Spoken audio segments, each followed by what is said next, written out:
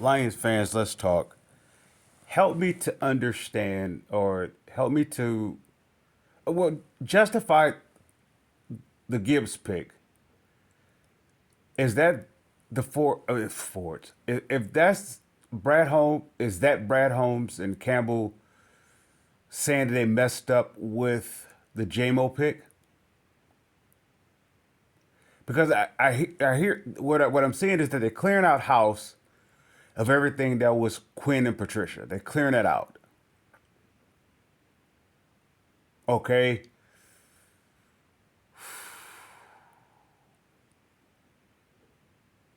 So the last piece, character wise, that's question up under Quinn and Patricia, I would say is DeAndre Swift. Now, don't get me wrong. I'm not saying he's stirring up trouble or causing this or causing that.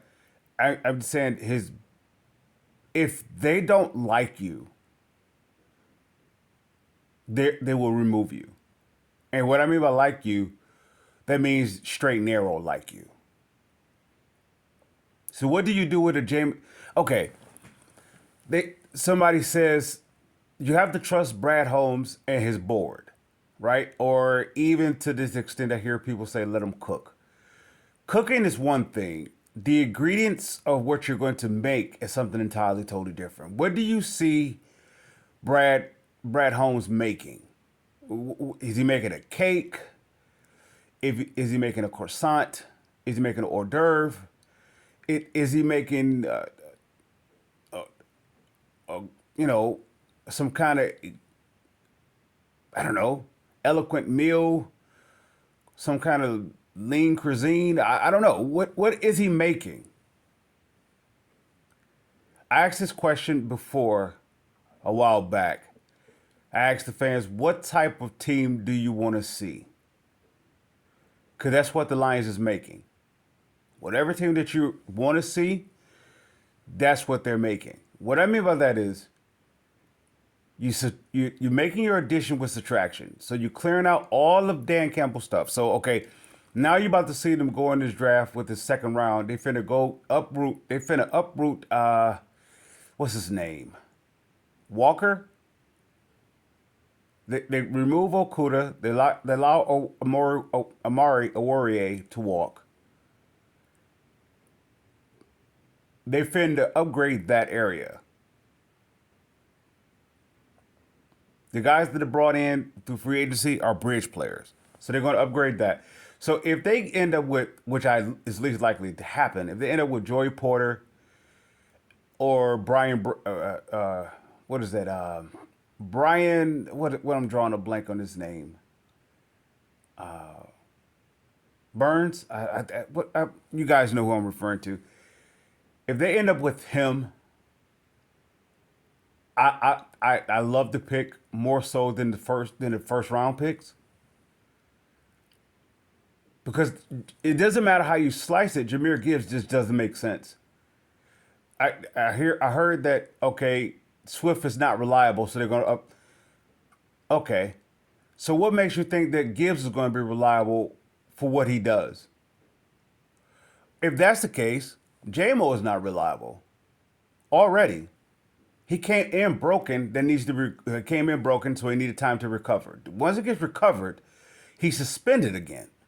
So if I'm here, trust Brad Holmes board, I have to question how he evaluates talent. So very specifically when he's talking about character and culture fit.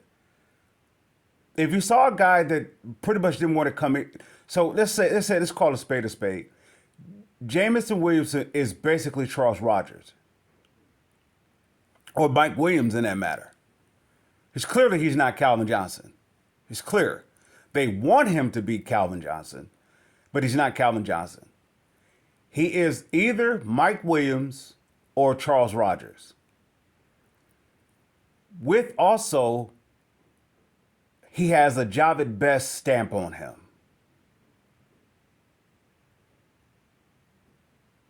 So it's too much of a gamble because you traded up to go get him. What does this say about Brad Holmes' evaluation? Somebody said you got to let him cook. The reason why the Lions fans are saying that is because you're stuck with this general manager. You're stuck with him. No more than I was defending Bob Quinn. You're stuck with him. But it's clear. Somebody say, well, he hit it 2 for 2 with his first round draft picks with Penei Sewell and Hutchinson. Hutchinson is still in question.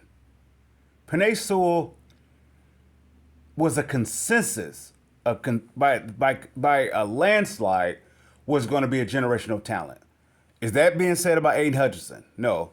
Was that even said about their first round overall pick? Okay, I get it there. I'm going to go on the ledge and say this. I believe they wanted Will Anderson. The same way I believe Patricia wanted Josh Allen.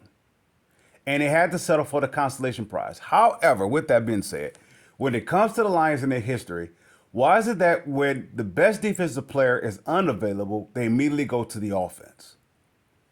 And yet when they go to the offense is not the best player. It's not. Jameson Williams, you cannot say, okay, the argument is he'd be a high-graded top receiver if he wasn't hurt. But the point is he was hurt. So what makes it the chance that he could get hurt again? Somebody could say, well, another player could get hurt. That's not as a high percentage chance as an individual who already was hurt.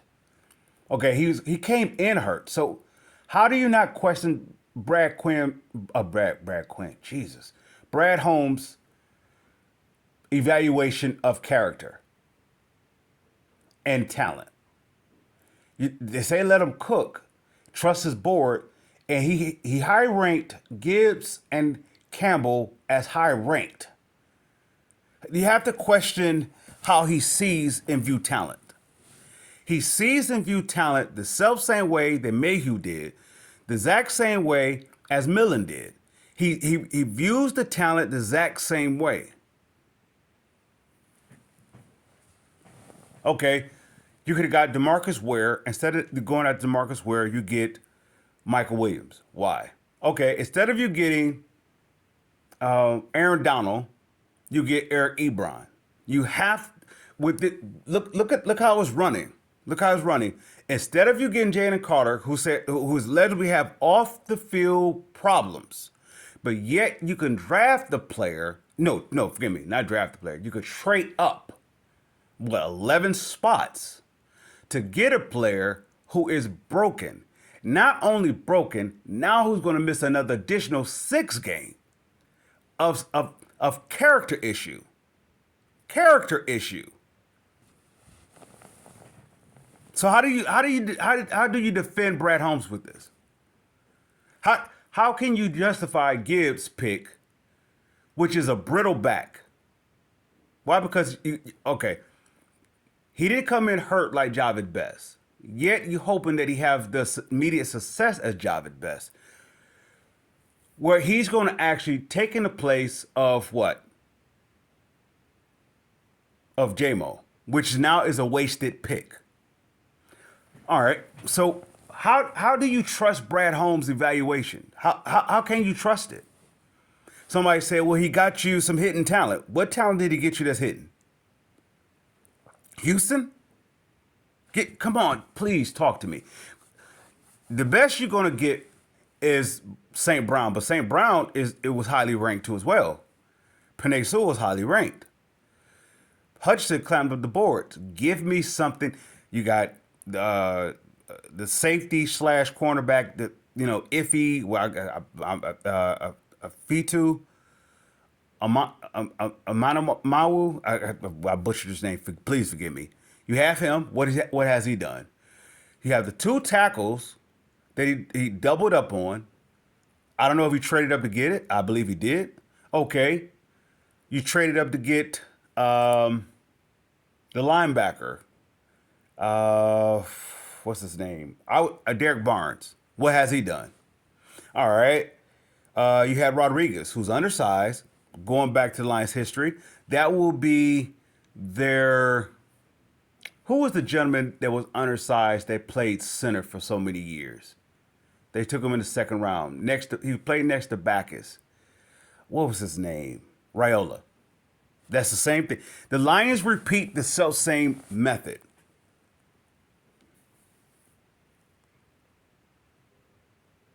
The only way Jack Campbell works, if you're able to get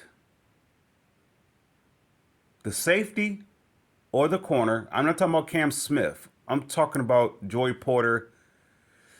And I want to say Joey Porter would. Jeez, this is tough.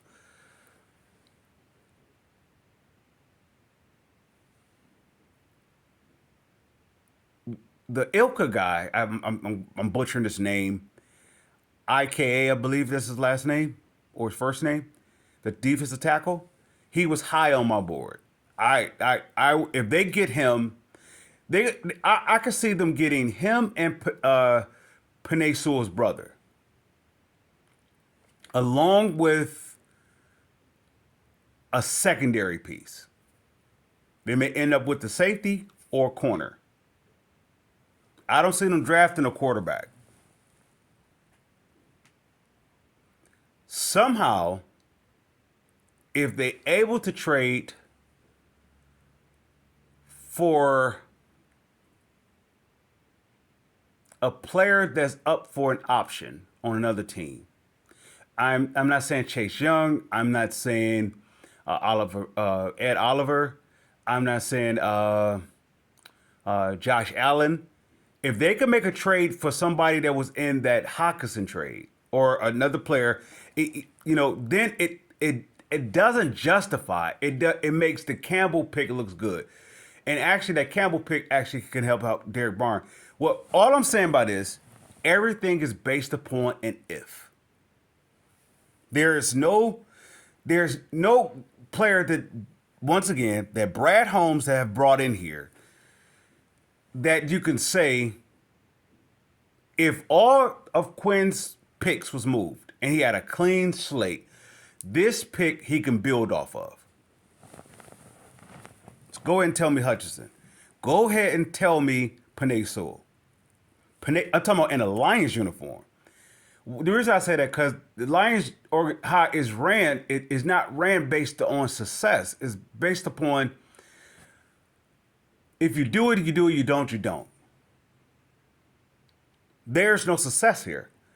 So there's no guarantee, even as good as Panay Sewell is, without Ragnow and without Jonah Jackson, without Panay Sewell, without Taylor Decker, and without, I'm going to say, Halapaludi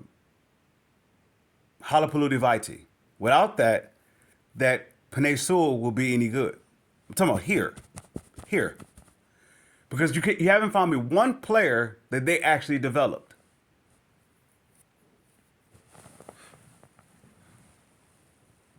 Of all the hype that they brought in, all these different coaches and his ex-players, give me some players that they have developed into, that they have taken that next step. They not just, they validate their draft selection. There's not one player. Somebody could say it's early. Nonetheless, he's on the clock with that. So that what I'm saying is Brad Holmes should be on the hot seat. And Dan Campbell in that matter, because he's part of the development culture. But now, with all that said, I want to put into question Brad Holmes' evaluation of talent versus character. You pass on Jalen Carter because the Forest didn't want him. I get that. That's okay. You want to play it safe? I get that. But why do you draft Jameson Williams? Why do you draft that? He's the opposite of Hutchinson. Why do you draft that?